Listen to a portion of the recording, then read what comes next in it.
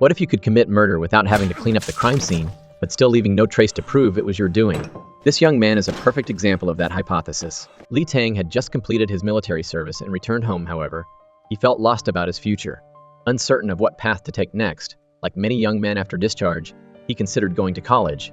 Yet, his heart yearned for the distant land of Canada. Back in his shabby rented apartment, Lee Tang constantly watched videos of adventures in the Rocky Mountains, a place he desperately longed to visit. He had received a painting of the Rockies that he'd purchased, but he didn't even own a hammer to hang it up. That evening, while working at the convenience store, Lee Tang encountered a drunk customer named Hyung. The man demanded a pack of cigarettes. Seeing the warning label, "Cigarettes can burn your thing," he asked for a different brand. He tossed some coins on the counter, making an obscene gesture that visibly bothered Lee Tang before stumbling out. Unforget to order Lee Tang to bring him beer and dried squid. Lee Tang followed him out, stating, "You need to pay inside and wait to get what you order." The drunk man's friend intervened, preventing him from berating Lee Tang, and politely entered the store to purchase their desired items.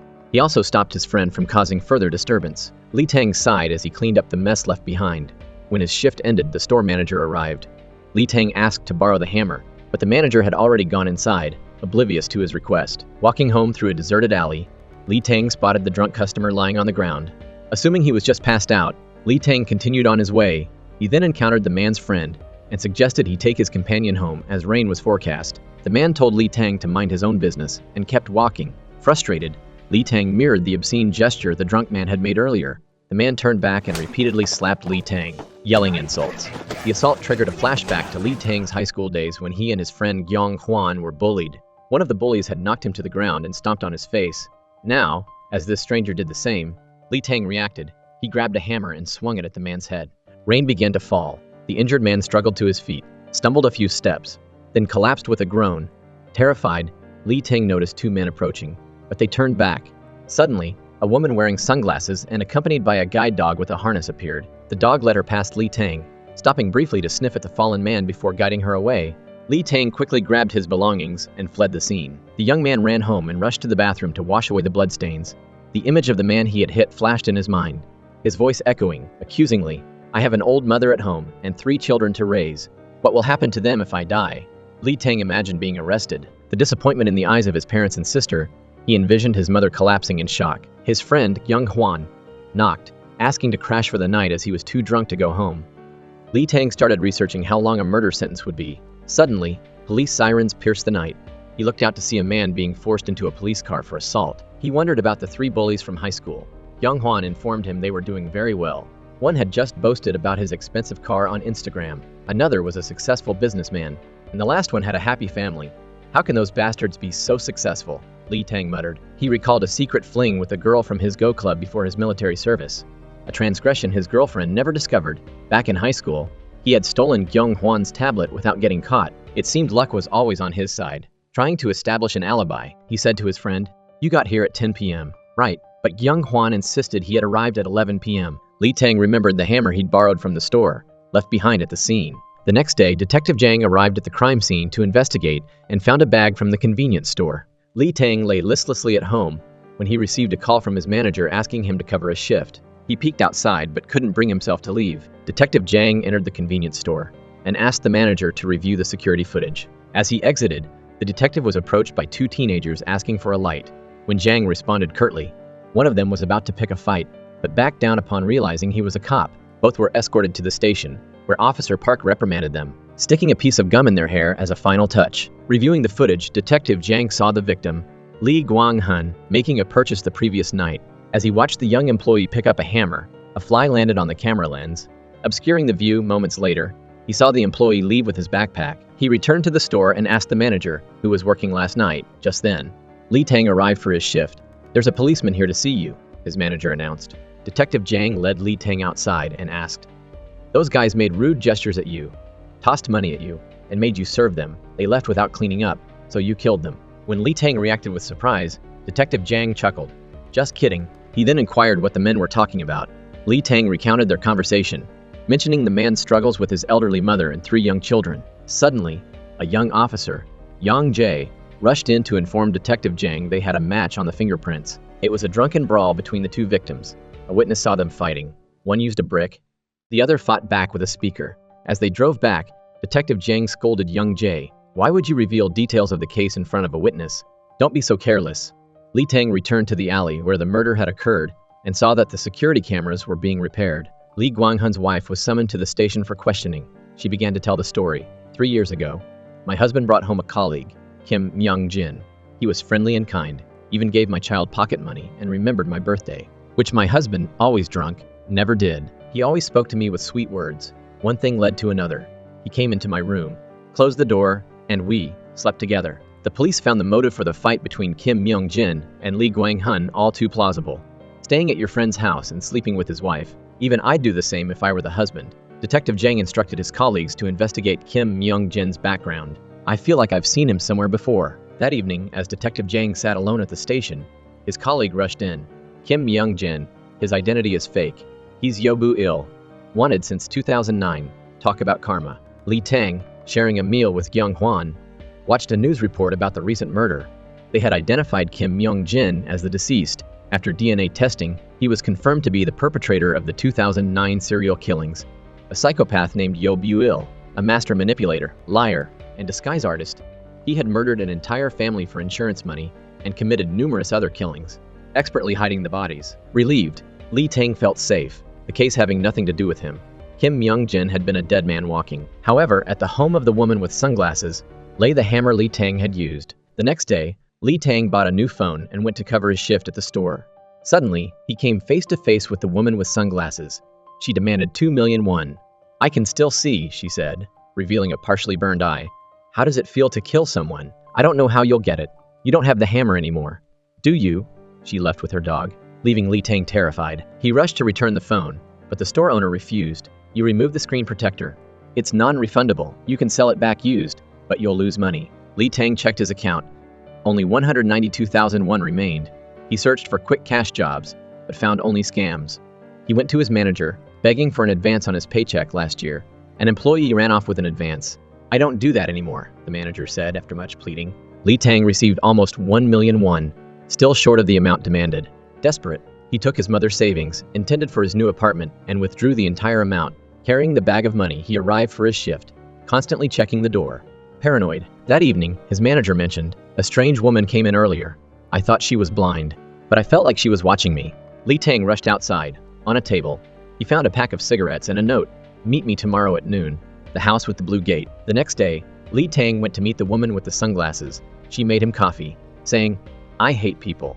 I was on my nightly walk and stumbled upon a dead body.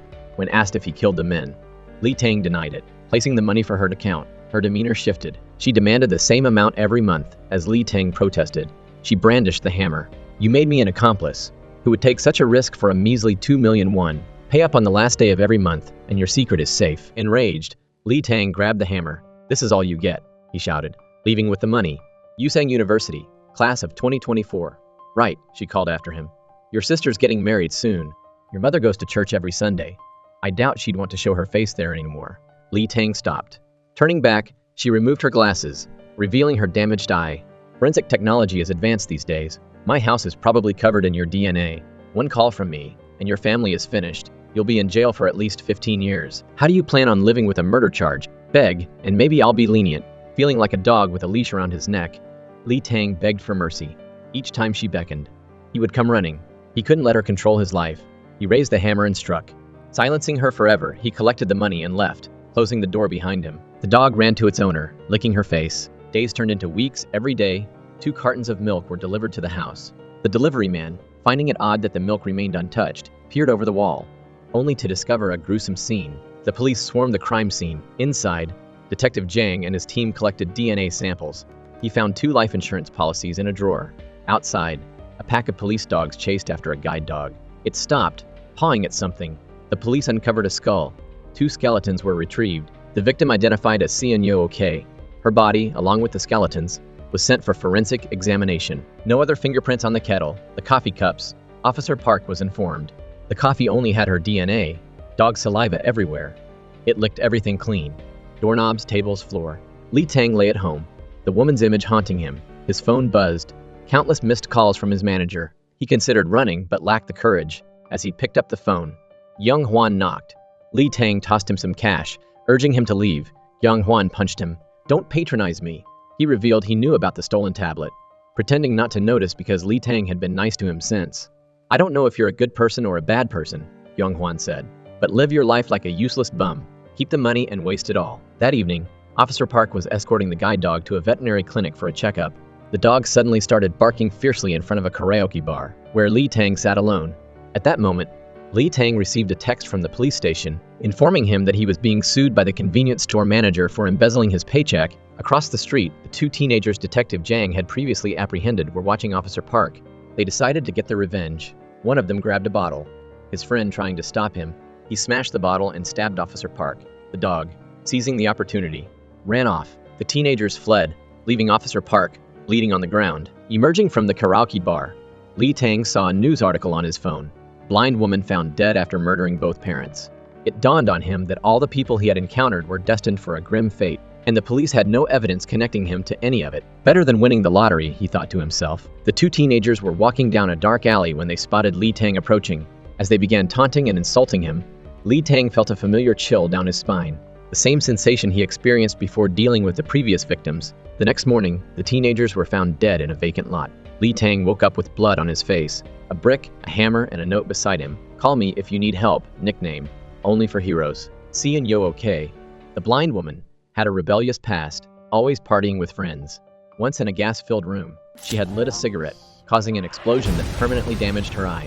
She attempted to do the same to her parents for their insurance money, but her mother, alerted by the smell of gas, woke up. Yo-OK changed her plans, eventually killing her parents and burying them in their garden. Detective Jang came across an online post by someone claiming to be Yo-OK's cousin. Filled with venomous curses about the deceased, he and his partner tracked down the author, who turned out to be a woman. She showed them a scar on her face in elementary school. Seeing Yo-OK poured boiling water on me, she revealed. That was her true nature. She made up a story about me touching her stuff and tried to kill me. She was laughing while she did it. Officer Park, discharged from the hospital, was congratulated by his colleagues for surviving the attack. He then submitted his resignation to his captain, citing his wife's concerns for his safety. He planned to open a Japanese restaurant. Detective Jang attended the funeral of one of the teenagers who stabbed Officer Park. The boy's mother slapped him, refusing an autopsy and berating the police for not catching the real culprit. Detective Jang confided in his partner about the boy's past. "There was this case I worked on," he began. "A middle school girl, Kang Yan Seo, always carried a camera. She was lured to a field and sexually assaulted by two boys, Kang and Lee. Traumatized, she took her own life a month later. Yan Seo's mother disrupted the funeral, demanding reconciliation from her ex-husband, bad-mouthing her own daughter in front of everyone. People were furious, but she wouldn't stop. The boys got away with a slap on the wrist because they were minors. Yan Seo's father, riddled with guilt and anger. If I were him, I would have killed those boys." Officer Young Jae decided to pay a visit to Yan Seo's parents. Maybe the father did take justice into his own hands. Detective Jang went back to the convenience store, inquiring about Yo-OK's visit. "The security footage is automatically erased after 5 days, the manager told him. When asked about Li Tang, the manager replied, "He took an advance on his paycheck and disappeared." He seemed very interested in that blind woman, though. Li Tang decided to message Only for Heroes. He was invited to a secret chat room, where messages disappeared after 3 seconds. When they addressed him by his real name, he immediately blocked the contact. Later, someone rang his doorbell, peeking through the peephole. He saw the mailman. He opened the letter, a summons from the police, embezzlement charges. Detective Jang drove to the house where Yan Seo used to live. Her father, Kang Sang-muk, invited him in, showing him her room, filled with photographs of her with friends. "My Yan Seo was so kind and innocent," he confessed, "so I killed those boys." Immediately, Kang Sang-muk was taken to the station for questioning. He claimed to have attacked them with a brick when he saw them drunk. Seizing the opportunity, the father did it, Officer Young Jae announced, showing Detective Jang the confession. He took revenge for his daughter. Detective Jang took the statement and went to see Kang Sang-muk, asking him to sign the document. He then invited him for a smoke, but the man refused, claiming to have quit long ago. "You didn't kill them, did you?" Detective Jang asked suddenly. "You don't smoke, but there were cigarette burns on the victims, and you're left-handed." His captain summoned him. "You ruined everything," he scolded, arguing that the father's motive was perfectly clear. But Detective Jang was adamant. The killer used their right hand. The father is hiding something. Meanwhile, Li Tang decided to confess. He called the police station, ready to turn himself in. When they looked up his name, they assumed it was related to the embezzlement charges. Scheduling an appointment for 9 p.m. that night, Li Tang prepared 2 envelopes of money to repay his mother and the store manager. He packed a cigarette butt and the murder weapons into his bag. Li Tang is coming in at 9. Detective Jang received the message. "I informed the families that we have a suspect. Officer Young Jae reported. Kang Sang-muk has been released. As Kang Sang-muk left the station, he recalled receiving a package earlier, a superhero toy set for his son. But inside, he found a sharp knife. That night, he followed the two boys. He received a message from Only for Heroes. Do as we practiced. We'll take care of the rest. But the boys were gone. Suddenly, a car struck him. Detective Jang and Officer Young Jae rushed to the scene. The driver was the mother of one of the dead teenagers.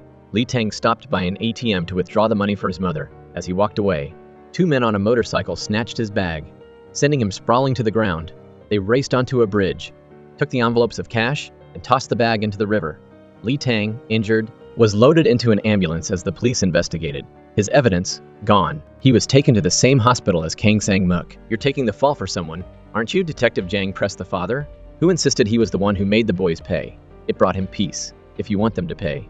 Detective Jang advised, you do it within the law. A nurse bandaged Lee Tang's wounds. Kang Sang-muk wheeled out for some fresh air, received a text from Only for Heroes.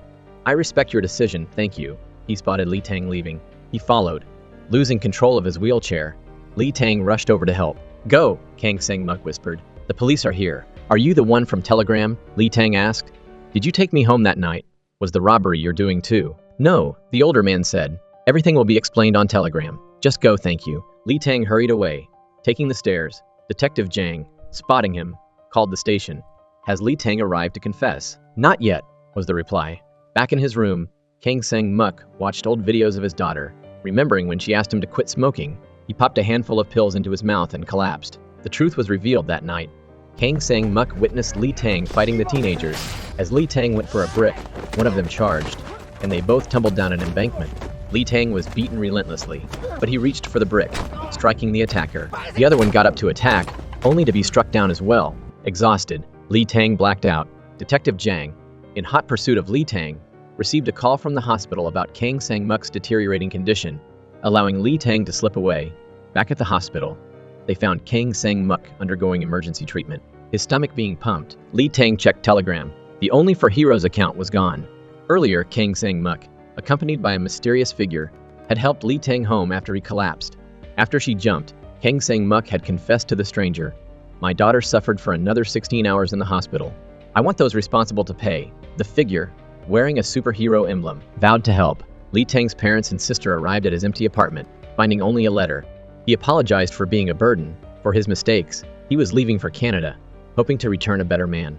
On the bus, Lee Tang checked his meager funds, reading news about the dead teenagers. They were bullies, he learned, who had preyed on other girls. He tried searching for Only for Heroes, but found nothing. He researched the consequences of ignoring a police summons. Lost, he rode the subway, where a heavy-set young man with glasses approached him. I'm Only for Heroes, he said. I'm not a weirdo. I'm here to help.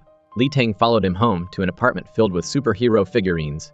I'm Ro Bin, the young man announced. Your sidekick. Ro Bin showed him profiles of his 4 victims. I took you home that night with Mr. Kang, he said. Don't you see, they deserved it. You didn't have to hide the evidence. It vanished. It's fate. I want you to join me. I have 50 million won. It's yours if you team up with me. You can stop running. Lee Tang hesitated. We're just cleaning up the streets, Ro Bin argued the next morning. You have a gift? You see criminals. The evidence disappears. It's destiny. By afternoon, Ro Bin was still at it. You mentioned 2 partners, Lee Tang pointed out. Where are they? You met one, Ro Bin replied. We don't speak of the other. While Ro Bin slept, Lee Tang discovered a hidden room, files, cash, weapons. He pocketed a taser and a jacket. Ro Bin woke up. Wearing the Only for Heroes jacket, Lee Tang walked, encountering a well-dressed man, triggering a familiar urge. The man, a prosecutor, out drinking with subordinates, gave them his credit card and left for home. Lee Tang, posing as a designated driver, offered him a ride. On the phone with his wife, the prosecutor realized they were going the wrong way. He was about to protest when Lee Tang tased him. He woke up tied to a chair. Please, he begged. My daughter is in middle school. Lee Tang had no idea what this man had done. Ro Bin arrived, plugging the prosecutor's phone into his laptop, bypassing security, revealing a history of corruption. Lee Tang approached the bound man, taking back his weapon. Moments later, the prosecutor was thrown into a river as Lee Tang and Ro Bin watched. Lee Tang's sister visited the convenience store, asking about her brother. The manager described Lee Tang's actions, confirming the family had repaid the debt and withdrawn the lawsuit. A special task force, assembled to investigate the recent deaths, was disbanded after 4 months. Kang Sang-muk killed those boys, the captain insisted to Detective Jang. The blind woman's case is different. It's the same killer. Detective Jang countered, determined to find the truth. He approached Detective Kim, a colleague, to recruit him. Ro Bin opened his door to find Detective Jang. "I need your expertise," Jang said, showing him files of unsolved murders. Serial killer. Ro Bin studied them. "Different moss, different weapons," he said. "Separate cases." "What about the prosecutor?" Detective Jang asked. "Prosecutor G." Ro Bin knew details. The method, the location, the stab wounds. A delivery man arrived with Ro Bin's food. Detective Jang made a call. "You hacked into the prosecutor's office." He asked Ro Bin. "Only we knew about that case." He let Detective Kim in. "We need you at the station." Later, Detective Kim shook his head. He claims he read about the prosecutor online. "We have nothing." Detective Jang drove Ro Bin home, dragging me in with no evidence. Ro Bin sulked. "Stop playing hero," Detective Jang warned. "Be careful." The next day, a delivery arrived for Ro Bin. Tofu stew, delivered by Li Tang. "We have a problem," Ro Bin told him, a persistent detective. As Li Tang left, Detective Kim approached. "Do you deliver to apartment 307? Detective Jang and Officer Young Jae sat nearby in their car. "Ro Bin's a hacker," Detective Jang said. "I tried to catch a killer once, and Ro Bin helped him escape." Detective Kim got in the car. He claims he delivered Jajangmyeon to 307. Never saw the guy. Yesterday he delivered to Ro Bin, Detective Jang recalled. Now he doesn't recognize him. "Go. Follow that Jungwaru delivery guy." Detective Jang went up to Ro Bin's apartment. "You chose them, didn't you?" he demanded. Bursting in, Officer Young Jae and Detective Kim chased after Li Tang as a swarm of black-clad delivery drivers appeared. Only 2 were from Jungwaru. Detective Jang followed a speeding motorcycle. After a tense pursuit, Officer Young Jae finally cut off the motorcycle, apprehending the delivery. Ro Bin is kneeling, desperately trying to explain that he doesn't know Li Tang. Detective Jang ignores him, raining punches and kicks on Ro Bin before pelting him with figurines. At that moment, Young Jae arrives with the delivery guy. But it's not Li Tang. Young Jae gets a call from his captain and hands the phone to Detective Jang. The captain is yelling, furious that a video of Detective Jang attacking Ro Bin is all over the internet. Outside, patrol officers ring the doorbell, responding to a report of a policeman beating up a civilian. Detective Jang checks his computer and sees that his actions are being streamed live. He spots a small camera hidden behind a painting and quickly confiscates it. Ro Bin, holding another camera, smiles triumphantly. As Detective Jang lunges, Young Jae intercepts him. The delivery guy seizes the opportunity to slip away as the patrol officers move in to restrain Detective Jang. Li Tang returns to the fast food restaurant where he works, gathers his belongings, and runs. He watches the viral video of Detective Jang beating up Ro Bin and scoffs. At the police station, Detective Jang, his colleagues, and the captain are being chewed out by the enraged chief. When the chief spits on the captain's face, the captain snaps and attacks him. Later, Detective Jang packs his belongings and leaves the police station, followed by the fired captain. Li Tang continues on his path of using violence to punish evil, believing it to be his road to justice. The delivery guy Young Jae mistakenly brought in returns to his restaurant and is approached by a man with a police badge. He asks about Li Tang and requests a meeting. Meanwhile, Ro Bin is giving Li Tang a new identity, creating a new ID card with the name Lee Jong-soo and assigning him another target. A college professor who got his student pregnant then tried to silence her. Li Tang swiftly delivers his own brand of justice upon the professor. Li Tang is now working at a large supermarket to make a living. There, he encounters Kyung-ae, a supermarket worker who always seems sad. She's wary and afraid of the way men look at her. In the past, an intimate video of Kyung-ae and her boyfriend was leaked online. Attracting a lot of unwanted attention, she had to leave her hometown, move far away, get a job, and even undergo plastic surgery to change her appearance. One day, while sitting at the bus terminal, Kyung-ae sees that men are still posting on online forums, trying to find her, and they even know she got plastic surgery. Wiping away her tears, she welcomes her mother, who's come to Busan to visit her. Later, her mother gives her her old ID card that she found. Looking at the 2 ID cards, Kyung-ae realizes she can't escape her past, no matter how much she changes her identity. That evening, while dining with her mother, Kyung-ae notices a young man at another table staring at her. She angrily confronts him. "Is there something fascinating about me eating? Did you get excited seeing the girl from that video in person?" "Yes, that's me. So what?" The young man responds. "Did you go to Kwansong Elementary? Are you in Sion? We went to elementary school together." They end up sitting together, talking over drinks. Kyung-ae's demeanor softens as she tells her old friend, "Sangmin, what you heard earlier, it's true." They reminisce about their childhood, laughing and joking. Later, Sangmin walks Kyung-ae home and asks for her number, but she declines, saying, "It's easier for me if we don't see each other again." Sangmin watches her go with regret in his eyes. The next day at work, Kyung-ae receives a call from Sangmin. "I got your number from our old classmates." He says, "Kyung-ae is not happy about this," Sangmin continues. I'm being blackmailed and I don't know what to do. Can you help me? Later, Sangmin goes to Kyung A's place and confides in her. I accidentally leaked a private video of me and my girlfriend online. And now someone is blackmailing me. I can't even face my parents. And my girlfriend broke up with me. How did you get over what happened to you? Kyung replies. Every time a man comes near me, I wonder if he's seen the video. I haven't really overcome it at all. Sangmin takes her hand and says, it wasn't your fault. You're doing great. Kyung A is touched by his words. Sangmin goes to the bathroom and smirks. When he comes out, Kyung A tells him to sober up before he drives home. Sangmin ends up spending the night, sleeping on the floor however. He's too excited to fall asleep. Seeing this, Kyung A asks, do you want to come up here the next day? A satisfied Sangmin has breakfast with his current girlfriend and promises, I'll work hard so we can afford to get married. Meanwhile, Officer Park visits Detective Jang, who's been suspended. Officer Park asks why he didn't answer Young Jae's calls.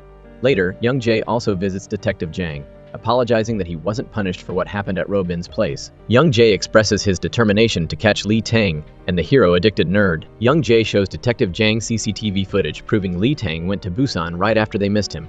Professor No's murder also happened there. Detective Jang adds that a drug dealer and loan shark was also murdered in Busan. The perpetrator still at large. Young Jae suggests they head to Busan immediately. At the Busan police station, Detective Jang and Young Jae show Lee Tang's picture, requesting help finding him. The Busan officers, however, are swamped with Professor No's case. We have a suspect with a grudge, but we'll try our best to find your missing person, they assure. At the supermarket, Lee Tang is stocking shelves when he overhears Sangmin on the phone. Sweet-talking a girl, Young appears, and Sangmin rushes to her, acting like a caring friend. Lee Tang senses something is off about this guy later, at Young A's place. They're being affectionate again. When Young asks Sangmin to move to Seoul with her, he hesitates. He receives a text and hides his phone. Making Young suspicious, she grabs his phone. Young sees a video from Sangmin's girlfriend announcing their upcoming wedding. Sangmin snatches his phone back. You said you came to me because you broke up with her. Young A accuses. Who are you really? The truth is, after meeting Young A, Sangmin went through the trash to find a package addressed to her. Obtaining her phone number, he then searched for her leaked video, watching it with a predatory gaze. I lied to sleep with you, Sangmin confesses. Young slaps him. Am I just a toy to you? They argue. You seduced me, so whose fault is it? He yells back. Young threatens to tell his girlfriend and colleagues. Sangmin shoves her down, pinning her to the bed and strangles her until she goes limp. At their Busan hotel, Young Jae and Detective Jang watch a news report about an apartment fire. Lee Tang sees it too. The victim is a 29-year-old female tenant at a nearby convenience store. Gossiping Ajumas speculate that the poor girl didn't die in the fire but was murdered. Someone heard her arguing with a man the night before. The man who is looking for Lee Tang at the delivery company is also present. Detective Jang and Young Jae visit the Busan police, who believe Young is simply passed out drunk. Leaving the stove on, Detective Jang is convinced it's murder. At the supermarket, Lee Tang's coworker tells him about Young A's death. He spots the mysterious man and tries to leave, but the man follows him. Lee Tang abandons his cart, puts on his jacket and runs. However, he bumps into Detective Jang entering the store. Detective Jang gives chase. The chase leads them to the storeroom. The mysterious man trips Lee Tang, sending him crashing to the ground. Did you start that fire? He demands. That was careless.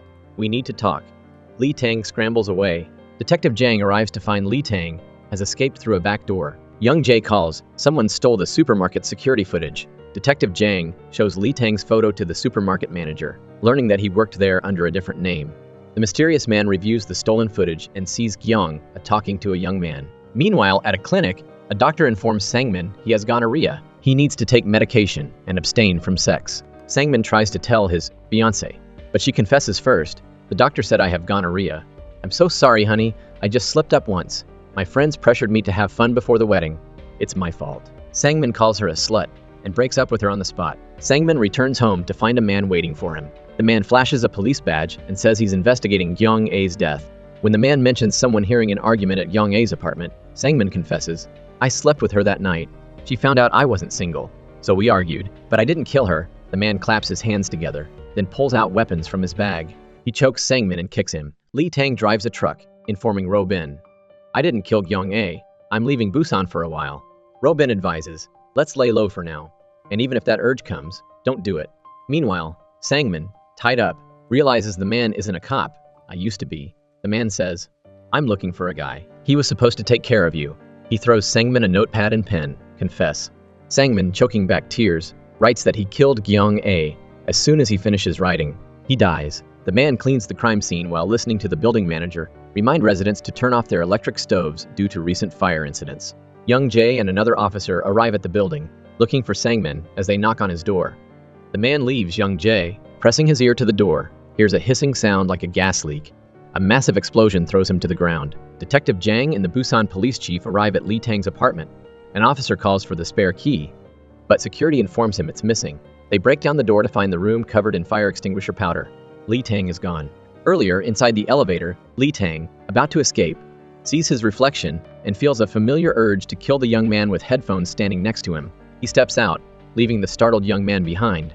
The young man, carrying a fire extinguisher and a bunch of keys, enters Lee Tang's room and sprays the fire extinguisher everywhere. He gave me the creeps, so I stole the keys from the guard and did it. He explains to the police later. The police chief wonders if the young man is Lee Tang's accomplice, helping him destroy evidence. Meanwhile, the mysterious man returns home. He injects a painkiller into his stomach, then removes his gloves, revealing his slowing turning black hands. Officer Young Jae, hospitalized, calls Detective Jang. I saw the suspect. He brushed right past me. I can't be sure, but it could be the guy you failed to catch years ago. I'm sorry I looked at your files. You should talk to Robin. See if he and Lee Tang are working with that man. Detective Jang tells Young Jae to rest. His mother scolds him for talking loudly, disturbing his father. You're starting to sound like your father. She sighs. The doctor arrives with a consent form regarding life support for Detective Jang's father. He explains that continued treatment will severely impact the patient's quality of life, urging them to make a difficult decision. That night, Young Jae checks himself out of the hospital, determined to keep investigating. At Robin's place, Robin finds the mysterious man destroying his tech toys. He confronts him about the gas explosion. The man confirms it was his doing. Still playing hero. You used to call me the hero of our time. You're no hero. Robin spits back. Enraged, the man attacks him. You used to feed me all sorts of tricks. I got tired of chasing after you and quit. Now, I want to meet your partner. Robin insists he hasn't been in contact, and the man sees he's telling the truth. He orders Robin to set up a meeting, wanting to teach his partner a lesson. He then eyes a book in Robin's safe. Robin tries to stop him, but the man says there's something strange in the middle. He confiscates the book and leaves. Furious, Robin grabs a baseball bat and charges, only to be knocked back by the man. Lee Tang hides out at an arcade, trying to clear his head. He spots a long-haired man playing at a nearby machine. He feels a familiar urge, but brushes it off as misplaced emotion and leaves. Young Jae drives to Robin's place to investigate. As he arrives, the mysterious man attacks, knocking him unconscious. Realizing Young Jae is a cop who came alone, the man throws him out the window. Young Jae is hospitalized in critical condition. At the police station, Detective Jang finds Robin waiting. Robin requests a meeting. Claiming he saw Young Jae unconscious but doesn't know the attacker, he hands Detective Jang a file. I didn't know he was back in Korea. I thought he was out of my life for good. That's Song-chan. The one who hurt you, the gas explosion at Sangmin's place. That was him too. Detective Jang explodes. If you'd shared all this years ago, he wouldn't have escaped. You always hold back. Waiting to see whose side you're on. You're working with Lee Tang, aren't you? Lee Tang is different. He's not involved in this. Robin argues. Help me this time, and I'll tell you everything. Don't you want revenge for what happened? Detective Jang throws the file back. Get out. Don't make things worse. As Detective Jang leaves, he encounters the new captain, replacing the demoted one. Meanwhile, Song-chan sits in a taxi. As a young couple exits a restaurant, a car screeches past. The young man yells at the driver, who argues he should walk on the sidewalk. The young man throws a fit. Song-chan, annoyed, intervenes, flashing a fake business card identifying him as an entertainment agency CEO. Minutes later, on the rooftop, the young man lays dead. His girlfriend begs for her life. Song-chan assures her he'll spare her, asking her to live an exemplary life. He then asks for a pen. She says she's an art student and doesn't carry one. Song-chan smirks. Art students are good at drawing faces. Right, terrified. The girl insists she goes to a third-rate school and can't draw. Song-chan makes her write a confession, admitting to causing trouble, skipping school, and using drugs. Back at his place, Lee Tang watches the news. He recognizes the long-haired man from the arcade as a wanted murderer. At the hospital, Detective Jang signs his father's DNR form. Get some rest, Dad, he whispers sadly. He receives a call from the new Captain Moon, requesting a meeting. Captain Moon visits Detective Jang, bringing Song-chan's file and news of a new case. The niece of Beyond Construction's chairman has been murdered. Whoever cracks the case gets a promotion.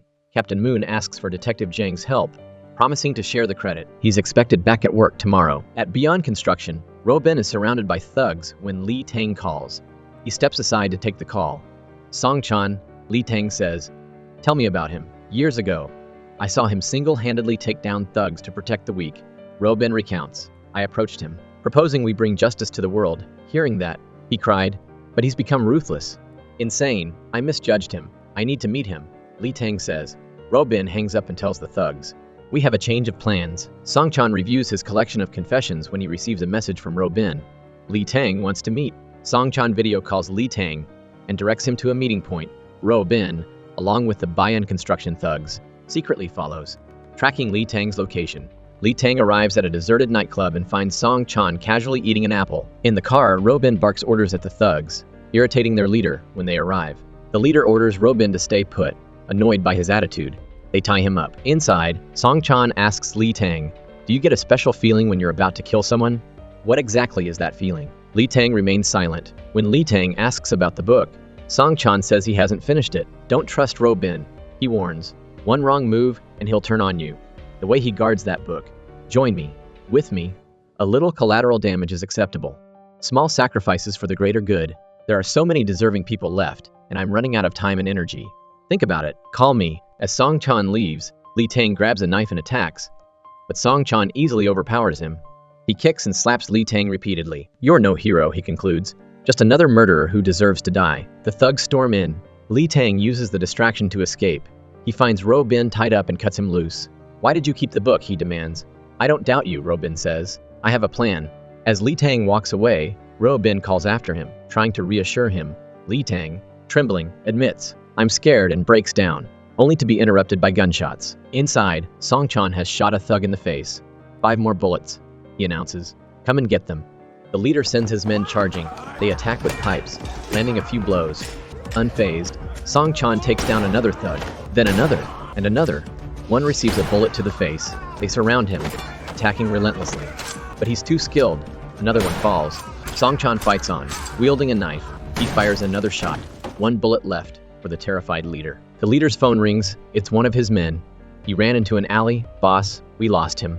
In reality, the leader is being held hostage, forced to repeat what Song Chan dictates. The chairman wants him alive. The leader stammers. He wants to dispose of him the way he did to his granddaughter. "The girl in art school, right?" Song Chan asks coldly. "Ah yes, I remember now." Later, the police enter the nightclub to find a room full of bodies. Detective Zhang and his colleagues review the CCTV footage and confirm Li Tang freed Robin and escaped. They also discover that Robin brought the Bayan construction thugs to the scene.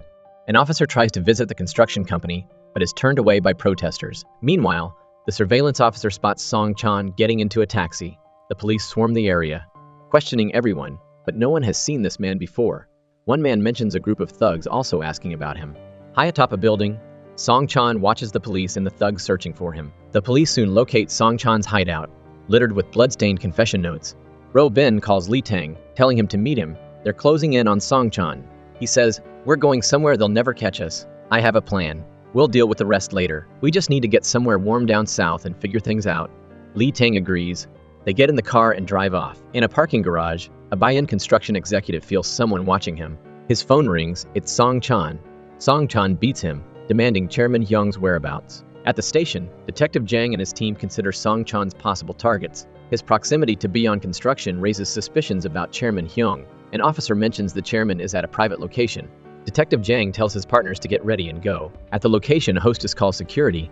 Chairman Hyung wants to be alone. No one is allowed to enter. In reality, Song Chan is holding her hostage.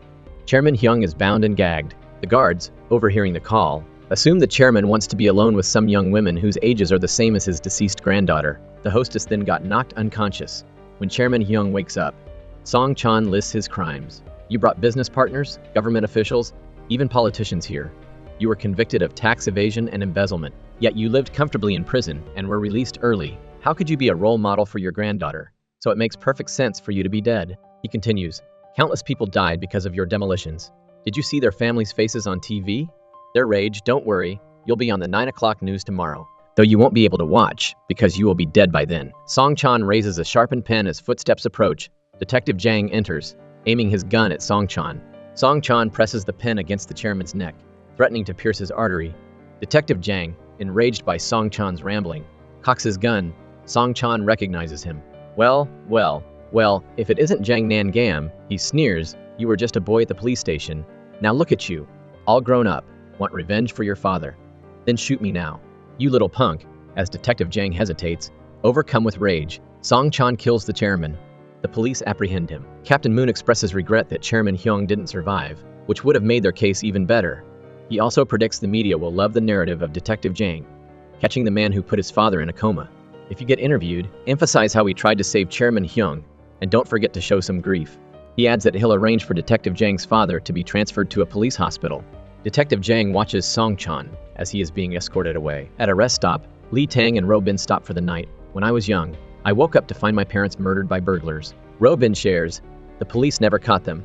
I realized I needed power to deliver justice. But I was weak, my body fragile, so I decided to borrow power from others. In the police van, Song Chan asks for his handcuffs to be loosened, claiming he can't breathe. He shows his darkened hands. I have diabetes and high blood pressure. The officers, alarmed, remove the cuffs. In a flash, Song Chan bites an officer's ear, then uses the cuffs to bludgeon the driver and the others. An officer reaches for his gun, but Song Chan grabs it. The van crashes. Song Chan, the only survivor, crawls out, gun in hand, and disappears. Lee Tang and Ro Bin are eating when news breaks of Song Chan killing 2 officers during his escape. The police suspect a conspiracy, identifying 2 individuals who met with Song Chan. They believe the trio might be planning an attack. Kyung Hwan, studying at school, receives a text from his girlfriend with a link to the news. His sister, reading the news, calls their mother, who faints from shock. Lee Tang, agitated, agrees to Ro Bin's suggestion to flee to a warmer country. Ro Bin sets up a meeting with some smugglers at a familiar dental clinic. This is the only place I could think of, he tells the dentist. They discuss routes to China. Song Chan shuffles outside and leaves his phone on a passing truck to mislead the police. The police, tracking his phone signal, chase after the truck and find the abandoned phone. Meanwhile, Song Chan steals clothes and changes his appearance to evade detection. As Lee Tang drives towards the port, Ro Bin receives a call from the dental clinic. It's Song Chan. The dentist whimpers in the background. Song Chan orders Ro Bin to meet him at a factory in Osan, reminding him he still has his book. After ending the call, Ro Bin tells Lee Tang they need to split up to reach the port. He'll take the bus and Lee Tang should find another way, for safety. Lee Tang secretly installs a tracking app on Ro Bin's phone and enters his own number. Ro Bin boards a bus, while Lee Tang takes a different coach. At the port, a man in a super coupe hands Lee Tang a Chinese passport and tells him to wait inside for nightfall. Inside the passport, Lee Tang finds a note from Ro Bin. I can't go with you. Be safe. He takes his bag and walks away. Meanwhile, Song Chan brings flowers to Detective Jang's father's hospital room. Hearing a noise, Detective Jang's mother investigates. When she turns back, the flowers are on the table and a stranger sits beside her husband. She collapses near the medicine cabinet. Song Chan watches. Detective Jang returns home to find Ro Bin waiting. Ro Bin proposes they work together to catch Song Chan. Detective Jang lets him in, then explodes. Who are you to talk about catching him? You joined hands with those monsters. Song Chan and Lee Tang. People died because of your twisted heroism. And why did you let Chairman Hyung die in front of you? Ro Bin shoots back. He promises to help catch Song Chan because he understands the man better than anyone. But on one condition. Detective Jang gets a call from Officer Kim and dismisses Ro Bin before answering. His face contorts in horror as he listens. He races out, with Ro Bin following. At the hospital, Detective Jang finds his father has passed away. Officer Kim assures him his mother is fine and will recover soon. They will take care of the funeral arrangements. Detective Jang, lost in grief, suddenly notices the flowers and rushes out, as if realizing something. A junior officer reports to Officer Kim, Detective Jang didn't get his gun back. I'm a bit worried. Back in his car, Detective Jang checks his gun and speeds off with Ro Bin, only to be cut off by Captain Moon. Ro Bin quickly hides. Captain Moon just wants to offer his condolences, but Detective Jang, noticing his colleagues searching for him, speeds away. His colleagues try to follow but are left behind. In the car, Ro Bin ignores Detective Jang's orders to be quiet, begging him to spare Lee Tang. He's nothing like Song Chan, he insists. He's different and special because nothing he did leaves evidence. I'll help you catch Song Chan. Just let Lee Tang go. Do whatever you want with me. You know the people Lee Tang killed deserved it. Here's the video we found on Prosecutor G's phone. He was behind that missing girl in Daecheon. Jang stops the car and shoves Ro Bin out. Do you think you're God deciding who lives and dies? Aren't you also just trying to get revenge on Song Chan? Ro Bin shoots back. I have my reasons, Jang replies. Ro Bin continues to plead, offering to help catch Song Chan and face any punishment afterwards. Meanwhile, Lee Tang steals the smuggler's super coupe, but it breaks down midway. He continues on foot, finally returning to his own car. Ro Bin arrives at the abandoned factory and confronts Song Chan, begging him to stop and promising to do anything he wants. But Song Chan senses another visitor, Detective Jang, and he calls him out. He's using you for revenge. He warns Ro Bin. He spent his whole life trying to catch me because I cracked his father's skull. I'm not here to arrest you, he says coldly, but to kill you. Outside, Li Tang arrives, guided by Ro Bin's phone. Inside, Song Chan boasts, "You should thank me. I freed your father. He was not much different than a dead man. You and your mother were just unsure over when to pull the plug." Detective Jang aims his gun. "You don't have the eyes of a killer," Song Chan mocks. Just then, Li Tang appears. Song Chan grins in excitement. Suddenly, the factory lights go out. When it comes back on, Song Chan already has a gun in his hand and starts to fire. A gunfight erupts under the flickering bulbs. Li Tang waits for the right chance to hit Song Chan from behind. Followed by Ro Bin tries to disarm the gun. Detective Jang aims and fires. The bullet hits Song Chan in the stomach. But the unlucky Ro Bin also receives a stray bullet which kills him immediately. Li Tang, in tears, asks, "Why did you show up? Why couldn't we walk different paths? The world needs people like us." Song Chan says, "I've wondered how you manage so many cases. Is your ability real? Are we really so different?" Detective Jang tells him to shut up. "Your mother wasn't so innocent either," Song Chan continues. "Thought she was cheating on me. You idiot, it was Captain Park, the one who got demoted with you. They started seeing each other after your father became a vegetable.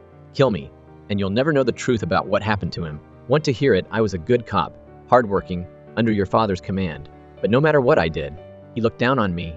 I trained, studied, just to get his approval. But to him, I was just a clumsy fool. One day, the cafeteria lady was returning to China, so we collected money for her. I asked your father to contribute too. He dismissed me and asked me to deliver a bag to her. When I gave her the money in the bag, she said it was a favor for your father's friend in China. That night, I saw a news report. A Korean Chinese woman caught smuggling drugs from Korea to China. It was the same bag your father sent. He'd been stealing confiscated drugs for 5 years. Using that poor woman, I confronted him, asking if she'd be released. He brushed me off, blamed me. He kicked me, beat me, called me the son of a murderer. He said he got me this job as a favor. I was grateful to him, but he kept holding me back from every promotion. I snapped. Why was he doing this to me? In his eyes, I was nothing but a murderer's son, so I decided to become what he believed me to be. I hit him, and hit him nonstop, until he went down." Li Tang listens, horrified. "Your father made me who I am," Song Chan tells Detective Jang.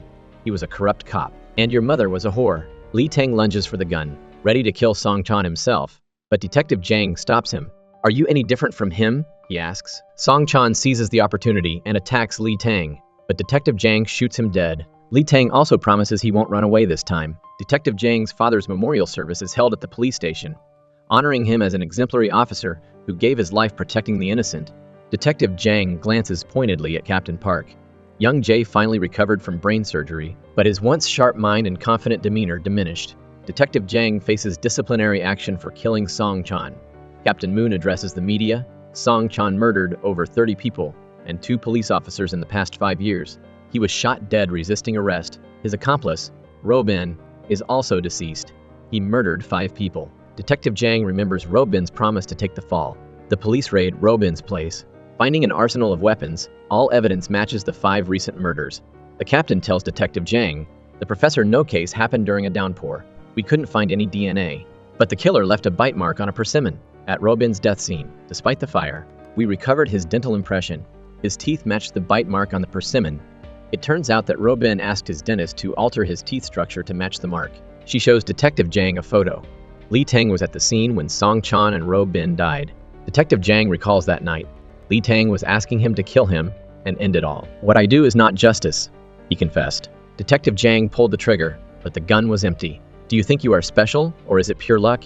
You can choose to run or turn yourself in, because someone will come for you, but it won't be me." Detective Jang leaves. The warehouse therein catches fire. Li Tang tries to pull Ro Bin out but fails. The book, Crime and Punishment, burns.